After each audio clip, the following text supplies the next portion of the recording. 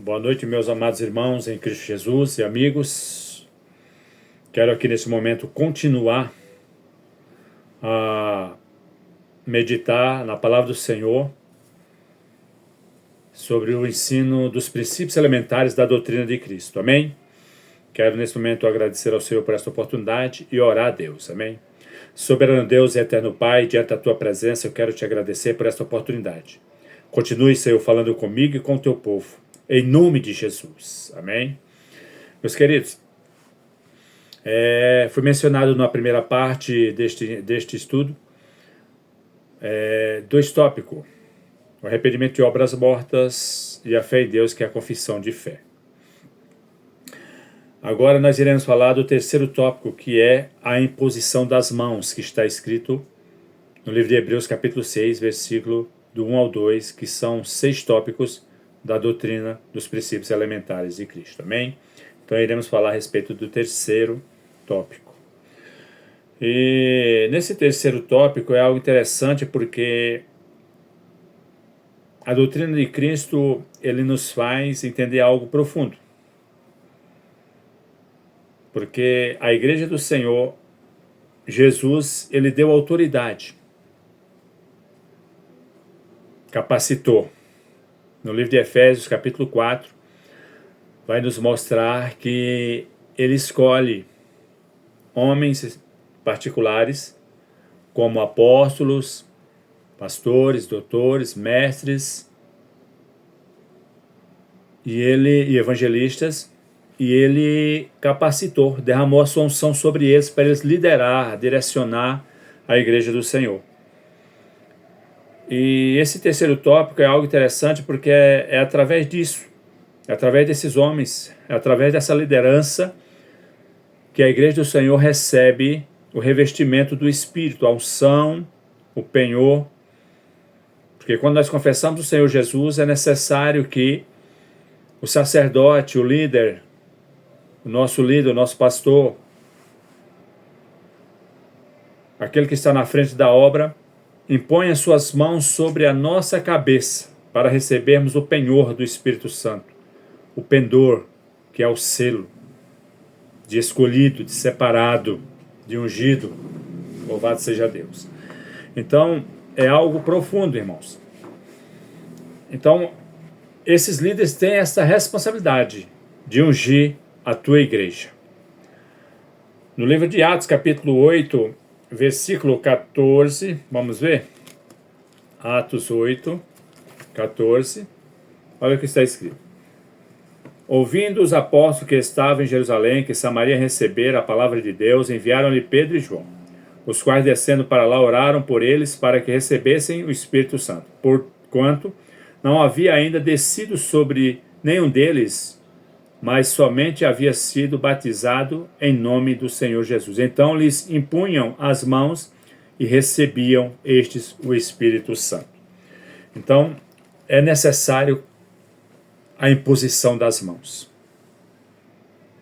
O líder, ele tem que ter essa convicção de saber que em tuas mãos o Senhor deu autoridade para derramar sobre os teus liderados poder, unção. Amém? No livro de Atos, capítulo 6, versículo 6, olha só. Apresentaram-nos perante os apóstolos e esses, orando, lhes impuseram as mãos. Então, há necessidade da imposição das mãos. Em 1 Timóteo 4,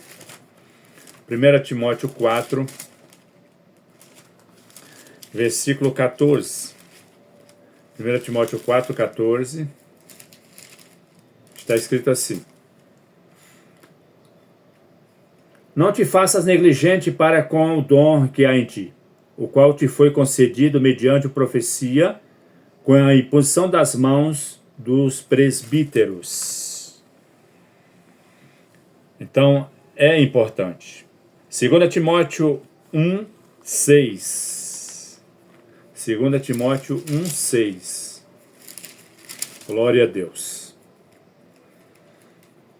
Por esta razão, pois te admoesto que reavives o dom de Deus que é em ti pela imposição das minhas mãos. Olha só que coisa interessante. Paulo falando a Timóteo. Tiago capítulo 5, versículo 12. Tiago 5, 12.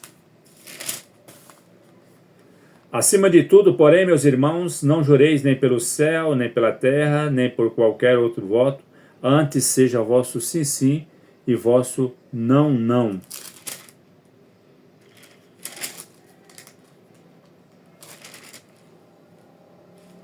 Eu acho que eu confundi aqui, queridos. 5, 12.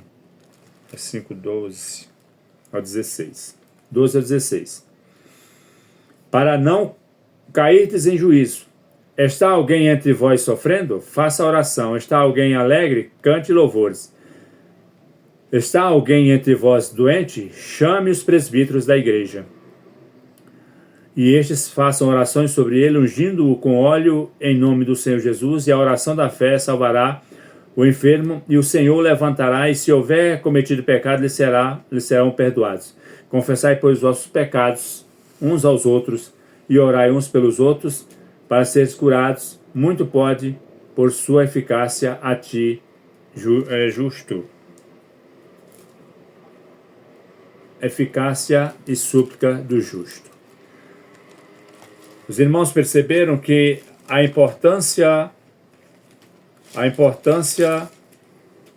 da imposição das mãos. Tem de haver a imposição das mãos. O líder tem de ter essa preocupação em estar ungindo os teus obreiros, os teus liderados. O ato da imposição das mãos é exigido três vezes em formas. Primeiro, quando há confissão de fé, ou seja, quando aceitamos Jesus, quando confessamos Jesus como Senhor e Salvador das nossas vidas e queremos mudar. Segundo, quando é usado para ungir, quando é levantado alguém para exercer uma função no corpo eclesiástico da igreja. Orar pelos enfermos.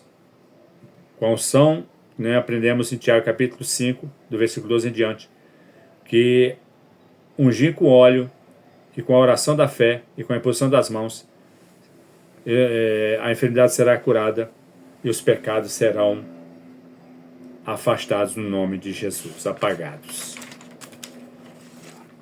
Que você possa ter isso em mente.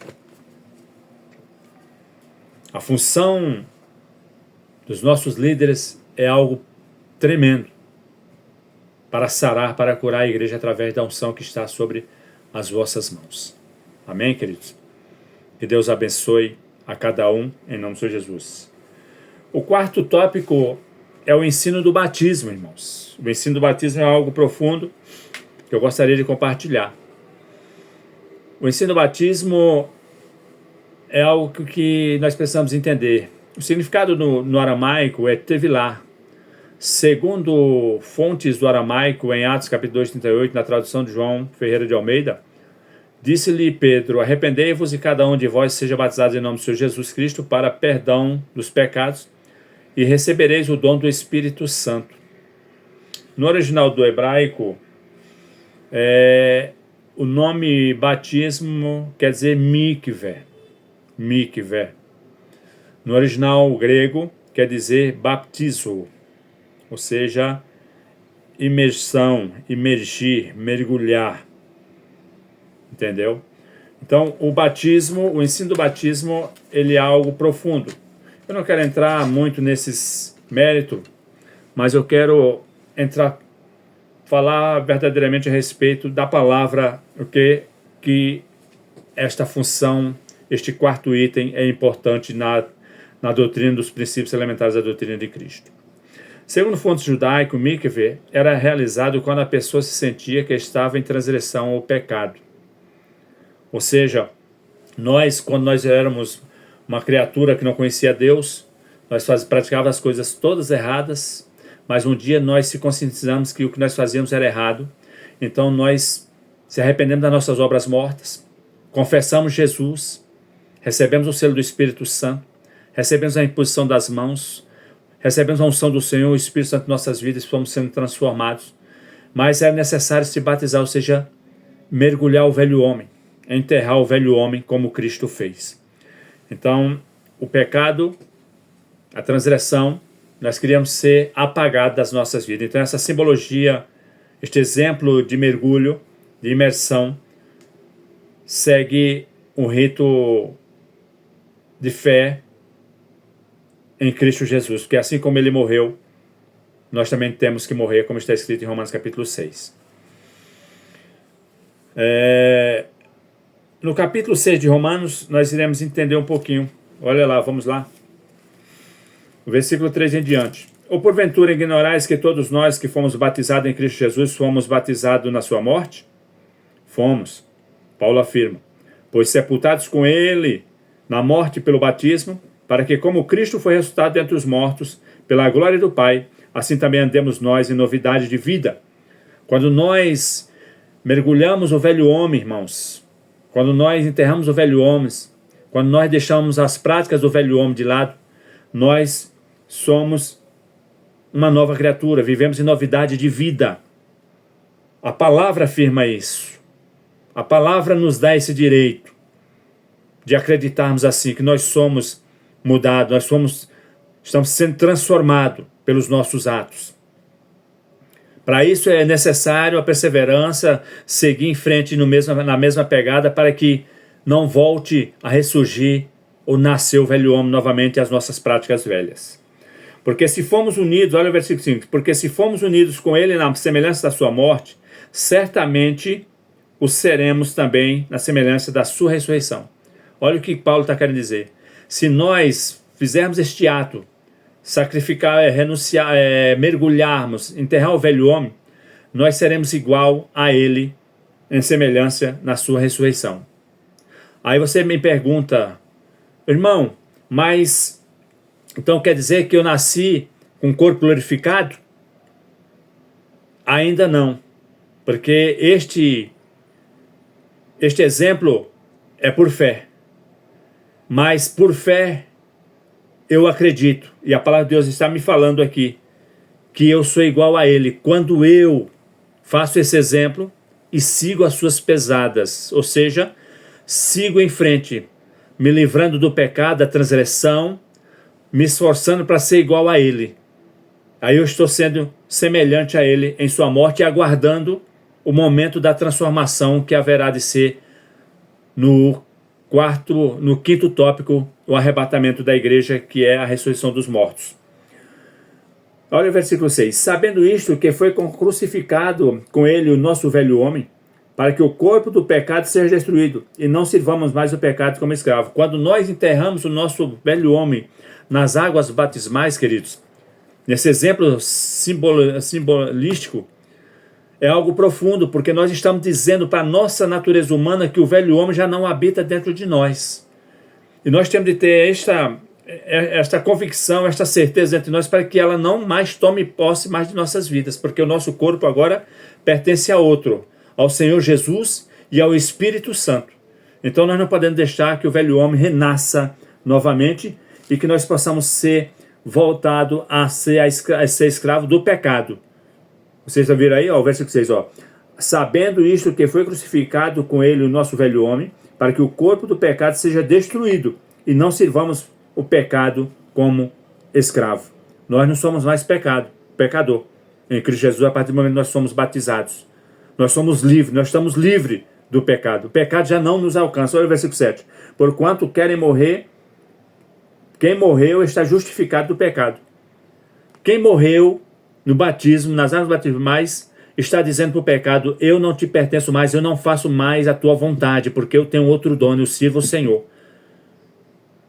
Eu habito, a minha natureza humana é pecadora, sim, o pecado ainda habita em mim, mas isso eu não quero mais fazer, porque o Senhor me conscientizou que se eu pecar, eu estou indo contra ele. Eu já sei disso e eu preciso lutar contra isso.